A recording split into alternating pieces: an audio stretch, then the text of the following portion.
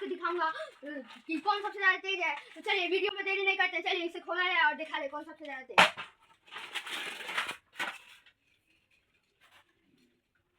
ठीक है, अब इसे भी खोल लेते हैं। चलिए ये येलो कलर है, ये ब्लू कलर है, दोनों में देखते हैं कौन अच्छा है। यहाँ पे इसका स्विच है, ये मैंने ऑन कर दिया।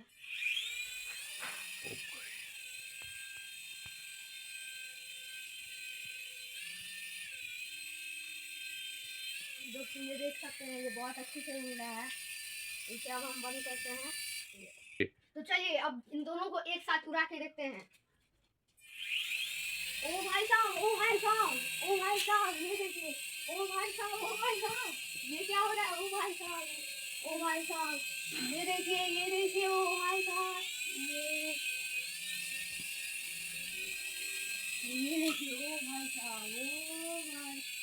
अब इसको देखिए, ये कितना फाइन है, ये फैंटास्टिक है, ये अमेजिंग है। वाओ,